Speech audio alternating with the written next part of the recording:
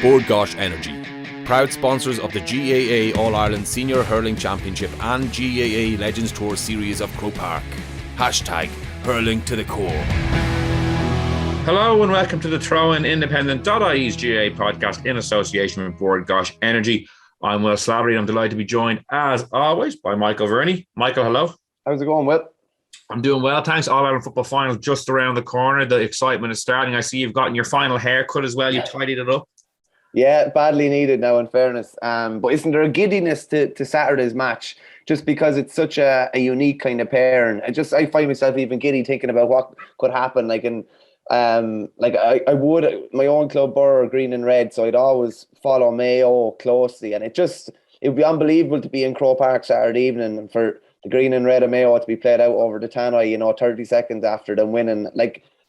The din, I'd say, would carry across Croke Park for hours. And then on the flip side of that, Tyrone going for just their fourth. So it's going to be very, very unique either way.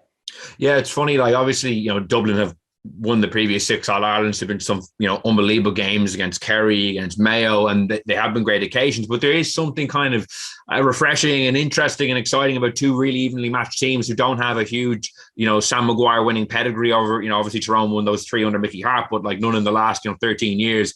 There's something that kind of adds to the excitement a little bit, even though the marquee matchups we've been treated to, some of them have been brilliant. There's something different in a good way about this one, I feel. Yeah, it's just, I suppose, 2 big, huge semi-final upsets. And no one with the best one in the world could have predicted this final pair. And that's what we want in sport. I've no problem being wrong the whole time with predictions if something brilliant is happening and it's, a total surprise. And Saturday's final pairing is a massive, massive surprise. And again, you're just not sure what you're going to get Saturday evening. And I think that's the beauty of sport. And that's been the beauty of this year. I think 2021 needed things like this to happen, needed Dublin to be beaten, needed Mayo to be in a final, needed Kerry to be beaten, who were supposedly going to take over the throne from Dublin. We needed this to spice up the championship, and say there's a little bit of spice left on Saturday. We haven't seen it all yet, I'd say. Well, that's the funny thing. Obviously, Mayo with the 70-year drought, probably most neutrals' favourite this weekend in terms of who they'd like to win, but I don't think there's a team better set up to play the spoiler than Tyrone. They won't give a damn about the Mayo narrative. Not that any other team playing them in the final would, but I feel like they'd really kind of almost relish spoiling that party, the coronation. They did it against Kerry in the semi-final. They're going in as underdogs again. I've seen already a couple of big names tipping Mayo to win in various newspaper columns. It seems like they're coming in the long grass again, even though they beat Kerry in the semi-final. Kind of, yeah. Tyrone are kind of like the anti-heroes, aren't they? They just get on with their own job. They won't really care what's in the other corner. They won't care how much optimism or enthusiasm is with the other team. They'll just go about their own job, and it's just 2 seriously mobile fit sides going to just go at it hammer and tongs at the weekend. And I think it's going to be tight the whole way. I don't expect there to be more than a score between them at any stage. And as we saw with the ladies' game last Sunday, it's hard beat the excitement that a close game creates. Far too often in recent years, we've been looking at games where Dublin have got 3 or 4 ahead and they've been able to keep the teams the opposition at arm's length, and the kind of energy is just sucked out of the occasion. I'm not expecting that this Saturday. I'm expecting the energy to be at its highest at the very end, and for the excitement to be at its highest at the very end as well. Yeah, well, fingers crossed it plays out like that. And we're now going to be joined by a legend from each of the competing counties this weekend, Cora Staunton and Peter Canavan, here for our All-Ireland final preview. And Cora, I might go to you first. We had you on last week after the Kerry-Tyrone game, and you were talking a little bit about how the hype of Mayo hadn't really kicked into gear yet with the lengthy kind of break between the semi-final and the upcoming final. What's the mood like now as we get really close to that big game? Yeah, it's a little bit surreal down here. Things are still, while there's plenty of flags and bunting and cars painted and stuff like that. There's it's not as hyped or as built up maybe as in other years. I think Mayo fans have learned in the past that the more hype you have and stuff like that, it's probably not the best. So yeah, there's we're optimistic and there's a confidence down here. But yeah, things are very certainly calmer than normal All Ireland. So for me, which is good. Obviously from the team point of view, they're obviously kept well away from that, and you don't hear too much coming out of obviously the camp. The most he heard was that they were away not last weekend, the week before on a training camp in Limerick, and last Friday night. They had an A versus B match, and obviously reports in about injuries to McLaughlin and Oshie Mullen are probably the two things that's the most talked about here. And will they be back ready, fit for the game? And by all accounts, they will be. So that's a boost to Mayo. But I think Mayo fans have had so much disappointment, especially in the last 10 or 11 years in All Ireland finals. So yeah, they're quietly optimistic, but keeping everything quietly on the lowdown. The Mayo Hype has moved to Summer Bay, Cora, with Alf Stewart and Irene Roberts and everyone wearing the Mayo jersey. So you've moved the bandwagon elsewhere for the week. That's for sure, yeah. Down in Palm Beach, it's probably no harm, thousands and thousands of miles away. But yeah, surely no matter where in the world you'll go, they always say that you'll see someone in a Mayo colours for sure, yeah. So yeah, they've made it all the way to Summer Bay. I wonder will they get a ticket for Croker. And Peter, what's the mood like in Tyrone, coming into this game, obviously after that great win over Kerry? Interesting again to see their underdogs once again. I'm sure Tyrone like the position they're in going into this game. What's people's mood on the ground there? The mood's very good. People are in great form up here. There is a great buzz about the place, towns and villages. There's nothing but red and white. So supporters have really bought into it and bought into this team. They've given us a great run so far, and we're in a position very few expected us to be in, and very few of our own supporters expected us to be in that position. Bear in mind, with new management just in, and there has been progress made. So look, we're delighted to be there, regardless of who we're playing against in the final. It's a very privileged position to be in, to be representing your county, All-Ireland final day, biggest game in the Irish sporting calendar. So look, it's great to be there. And yes, brilliant buzz. The only problem is not everybody's going to get a ticket. There's serious demand. I'm sure Cora's the same problem down there. We could sell 240,000 tickets for this game, I would think, instead of 40. Yeah, Michael, because there is that kind of uniqueness about the matchup. Obviously, Dublin have been involved in all the finals for the last 6 years. Up to now, a few clashes against Kerry, a few against Mayo. But there's something about this Mayo-Tyrone game that has gotten people's attention, maybe even more so than other years. Going into this game, what's jumping off the page to you? What's the big talking point going into it for you at this stage? Yeah, but there's so many unique things. I suppose you mentioned about the novel pairing. Like Stephen Cluxton has had his hands on Sam Maguire 7 out of the last 8 years. Tyrone have only won it 3 times in their history and have only played in 6 finals. Mayo have only won it 3 times in their history and obviously haven't won it in 70 years and were beaten in their last 10 finals. So this is kind of been with the Offaly 20s winning the All-Ireland and even Meath winning the ladies the last day. This is the year of the underdog, and there's going to be essentially an underdog All-Ireland Senior Football Championship winner. And it's just so much excitement to it. It said, I'm getting bombarded for ticket requests, and I'm not from either of the counties involved, so I can't imagine what it's like for Peter and Cora. The demand for tickets is absolutely crazy because people know they're going to witness history either way. And I even kind of tweeted it yesterday. I do think it's interesting. If Mayo win and the 70-year curse is lifted, it'll be Aidan O'Shea that lifts Sam Maguire. Much maligned in many quarters. Like how sweet it would be for him and for how bitter it would be for all his detractors if he were to get his hands on it. And then obviously you have Pádraig Campsey on the other side, who only 2 Tyrone men have lifted Sam Maguire. Peters obviously wanted him, and Brian Dewar did it the other 2 times. So it's such a rare final pairing, and that just adds to the intrigue of it. And I think anybody who tries to confidently call this game, I don't know if you could confidently call it really. And it's the bookies obviously have it pretty tight. But after those 2 semi-finals, you kind of realising this year that anything is possible. And I suppose that's what makes Saturday's final so interesting again. Yeah, and Cora, Michael mentioned the year of the underdog. From a Mayo perspective, though, they do go into this game as favourites, which is probably a new mantle that they've had to carry, compared to some of the other finals they've been defeated in over the last, 10 odd years, with James Horan in charge for some and Stephen Rochford for the others. Does that change things for you in any way? Does the psychology of the battle, Mayo going into the game, where the expectation probably is that little bit greater, where people are talking about this as possibly their best chance to win that All-Ireland?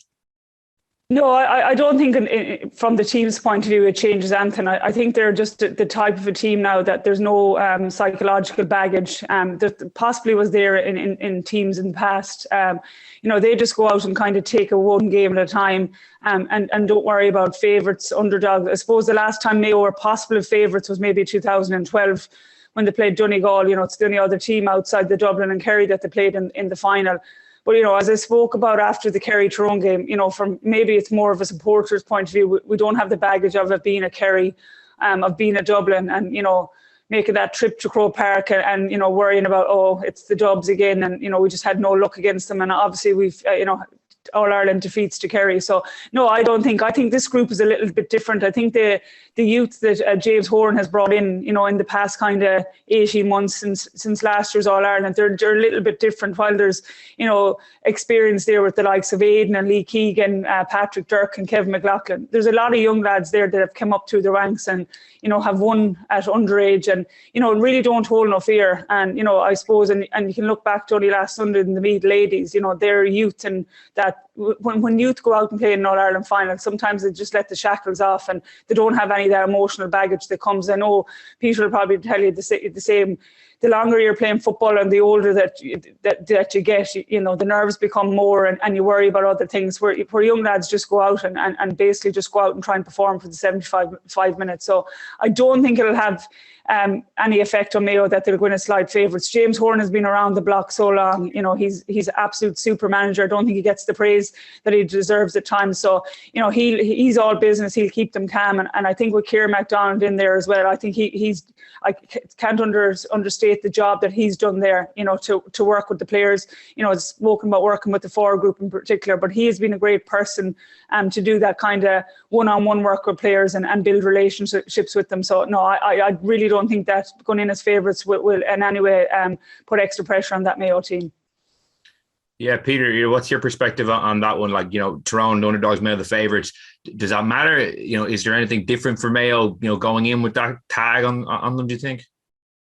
They're favourites on paper, and because it's so close, I don't think it matters. If it was Mayo going in against Kerry or Tyrone going in against Dublin, then it would make a difference. But in this case, you know, I think there's very little between the two sides. I agree with Michael, you know, the point that he was making. So that's why I'm predicting a draw, by the way. I can't separate them. But the point that Cora makes about James, certainly I wouldn't understate his role as manager in previous Mayo teams. I didn't think he, you know, I'm not saying I didn't think he was right in coming back. I questioned whether or not he had the stuff there to get them over the line. And I felt he was taking over an aging team and that he would remain loyal to a lot of those players that were still there. And in fact, what he has come in and he has turned to the youth, and he has unearthed not only very good footballers, he has unearthed leaders there in that squad. And that's what's so different about this Mayo team. So when you're talking about the leaders, the emergent leaders, and maybe not even emergent, Ryan O'Donoghue has been fabulous. This year, his performance against Dublin was something else. O'Hora in the full back line, Matty Ruan coming up, Tommy Conroy. These are all faces that we haven't seen in previous All-Ireland finals, and they're really leading the charge to such an extent that he was able to take off Aidan O'Shea. Now, at the start of the year or last year, that would have been unheard of. So it's a completely different Mayo side, and I agree with Cora. The favourites are underdog type. Doesn't mean much coming into this game. It's going to be a fiercely contested battle. Tyrone and Mayo always is. But the only thing is, in recent championship performances, Mayo have had the better hand.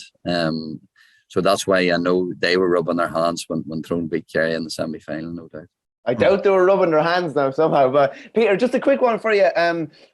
From your role this week with Dara being involved, what's that like compared to preparing as a player? What's the pressure like? Do you feel do you feel a bit helpless in a way when you were playing? You were able to deal with the pressure yourself and go out and play. When you're watching someone that's so close to you like that, do you feel a bit helpless on game day, or what's that like? Totally helpless, to tell you the truth, Michael. So what can you do or say? What can anybody do or say when you're standing in the stand or sitting in the stand? Doesn't matter. When the boys are out in the pitch, they have to get on with it. You can shout and roar and encourage all you want, but in terms of having a real important input, not at all. I certainly wouldn't be one for bombarding him with information, or far from it. He's very like his mother. He doesn't listen to much that I say, so it doesn't really matter. So look, when you've got a really good management setup, and you know that all the bases are covered, then you're more than happy to let them get on with it. But as a spectator, number one, it's very difficult. As a parent, having somebody involved, it's far worse than playing, let me tell you, because as a player, you're really nervous for the days before the game, before the match. But as soon as the game starts, as soon as you get your first ball or as soon as you get your first thump, that's it. The tension eases out of you and you get on with the game. And as tense and odd as it may be, the adrenaline's rushing through you and you don't feel the pressure maybe as much when you're playing. Whereas when you're sitting watching it, it doesn't. You're tense the whole way through until that final whistle goes. So I'd much rather be out playing than sitting in the stands. And Peter, just from a Tyrone perspective, you know, with the new management team in place this year, you know, what do you think they brought to the table to kind of bring Tyrone back to the final? Because I was looking earlier, it's interesting, like 6 first-year managers have won the All-Ireland in the backdoor era. So there's something about a new manager bounce that top teams have gotten in the past. So do you think it's just maybe a little bit of freshness, a new voice, or do you think is there concrete things you've seen that you said, oh, they've brought this to the table and this is why it's going so well? It's a mixture of all those things. Well, first of all, before a ball is kicked, I felt they were going to get a bounce out of this team because you talk about the freshness. So right away there were serious changes, not only to the main men in charge, but to the backroom. And a lot of Mickey's backroom team had been there for a considerable amount of time.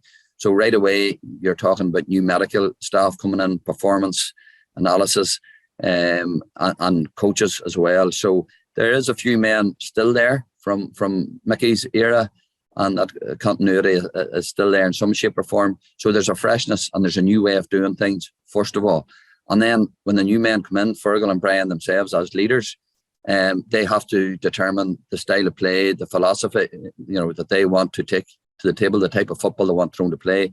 And there has been a change there on that front as well.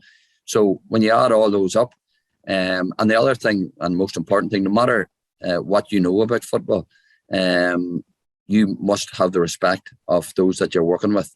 And in this case, the group of players that are there in the Tyrone panel, I think that they have that respect right from the off with Fergal and with Brian. So that's a massive help as well. So when you add all those things up, we've got a bit of a kick out of it. They're heading the right way. They've made serious progress. But after saying that, well, and I said it after the Kerry game, the heat that Peter Keane is taken now down in Kerry because they lost an All-Ireland semi-final. And what do Kerry spectators and a lot of commentators, they pick up the negatives from that game. If the game had have went the other way and Kerry won by a point, which they could easily have done, then people are thinking, what a great performances by O'Shea and Clifford. What about the Kerry defence? The way they sniffed out the main threats of the Tyrone forward line. What about that 5-point comeback? What heart and determination that Keane is getting out of his team? There's a completely different narrative.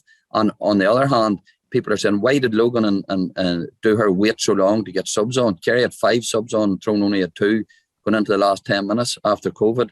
Why did our forward line fail to function? Why did we our first point from play from our starting forwards not come until the 60th minute? Why is there 2 managers? We should only have 1 manager.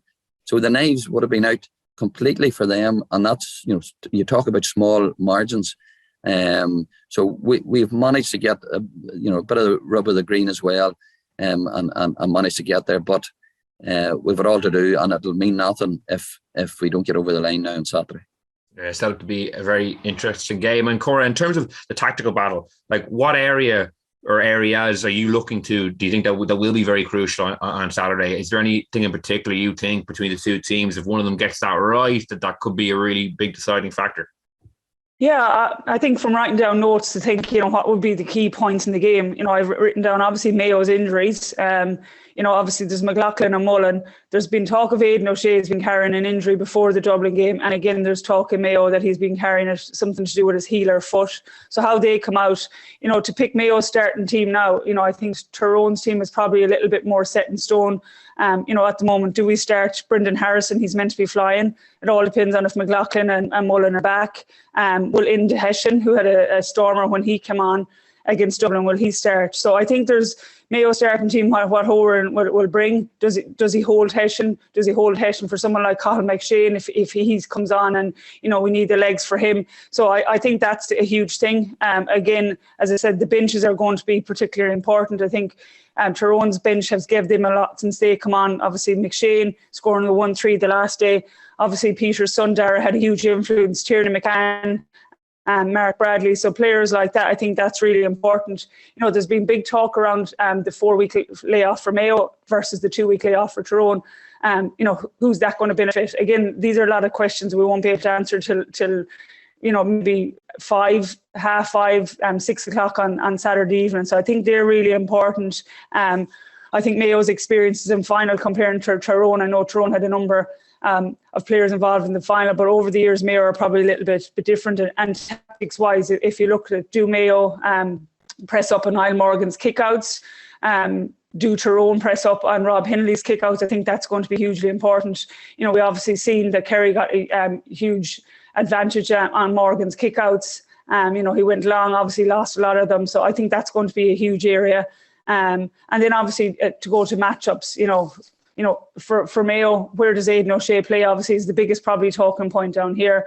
To me, Aidan's probably best position, now is probably at full forward. Do they play him in there and put him under, put McNamee under a lot of pressure, get an early ball in, maybe try to get an early score. I think that's going to be hugely important. Again, do Mayo continue with their running game, which I think they will, and I think they're, they've very strong runners coming from the back. That's all if they're fit, the likes of McLaughlin's, the Mullins, Patrick Durkin, Lee Keegan.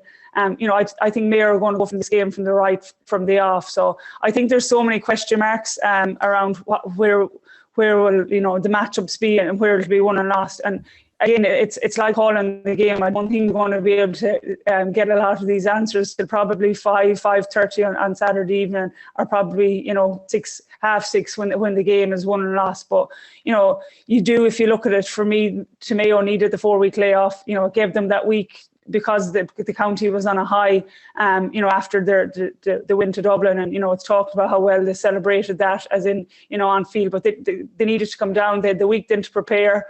Then they seen who their opposition and were in Tyrone, and then these weeks to plan. So I think that's really important. Is it a negative for Tyrone that they've had just 2 weeks to prepare, to come down after extra time, and you come down off a high and go back into training straight away. And, they probably had only one major weekend where they could get things right. So for me, I think the pluses are probably in Mayo's favour. But again, it's going to be very hard to call it. You're probably not going to know that till, 6:30, 7 o'clock on Saturday evening. Yeah, Michael, the Aidan O'Shea question is one that, you mentioned him earlier. He's such a, I suppose, interesting figure. He gets talked about so much, and where he plays gets talked about so much. And obviously, talk about James Horan's ruthlessness earlier, like taking him off when the game was in the melting pot against Dublin was a very big call that was vindicated. Like, how do you think Horan might use him at the weekend? Might he even opt to keep him in reserve and try to maybe match the Colin McMahon bounce off the bench if that is what happens with McShane starting off the bench? Yeah, I don't like how he's attacked in certain quarters of the media, I have to say. If you look at it, you would say the only team that Aidan O'Shea has really struggled against is probably Dublin in big All-Ireland finals. So if the only team you've struggled against is the best team of all time, there's not really much you can do about that. He's dominated against 90% of other teams. I do expect him to start.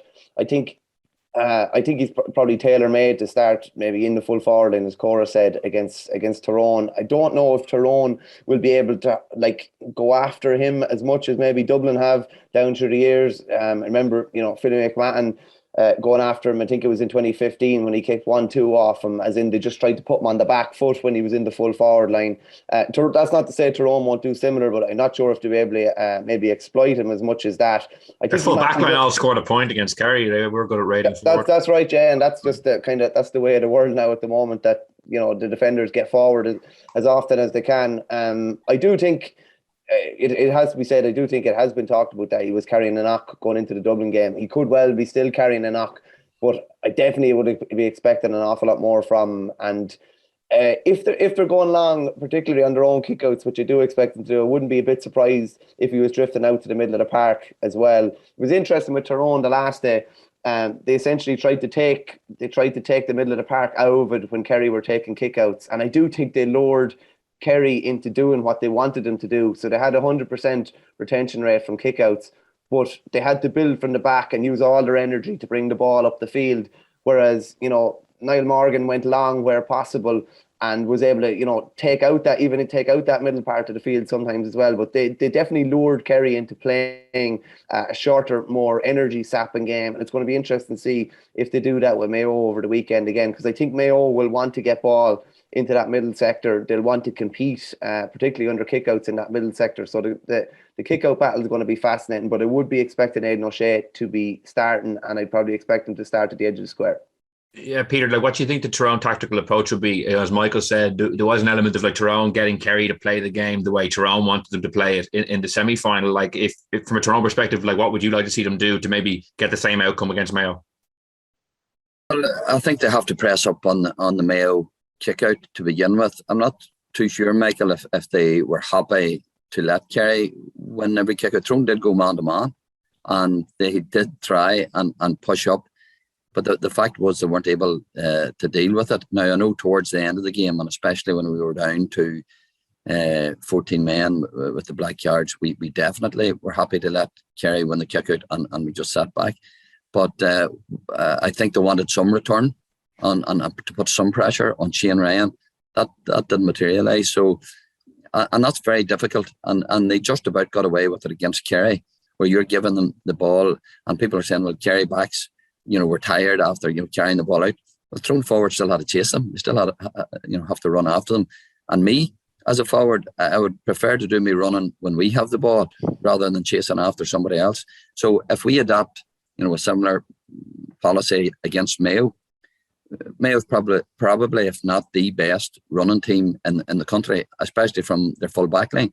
So, you'd be crazy trying to keep up with those boys and letting them win every single kick out. So we have to pick our moments, try and push up and try and test Rob Hanley. Do not make it easy for him.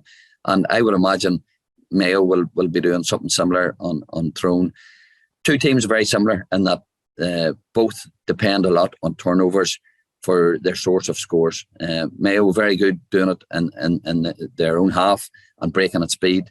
And if you look at the semi-final against Kerry, that's where the majority of Tyrone scores came from turnovers and breaking at speed. I think both teams will want to utilise maybe their kicking game a wee bit more, and that's why I believe there's a good chance Aidan O'Shea will play inside. Just because he was poor against Dublin, people are forgetting that he was very good in the full forward line against Galway. In the second half, their resurgence started with O'Shea winning balls in there and laying them off, setting up scores. So that's a serious option for them to have. And Tyrone's kicking game inside was poor in the first half. And I don't think they're going to be fit to rely purely on a running game to get the better of Mayo. Peter, just a quick question just on Dara as well. Do you even bother asking him what the team is or whether he's in the 26 or anything? Is there any point? I did it at the start of the year, and then I stopped when I was getting a grunt. So there's no point. And in terms of the Tyrone personnel, Colin McMahon is a guy that obviously came off the bench in the semi-final, had a huge impact.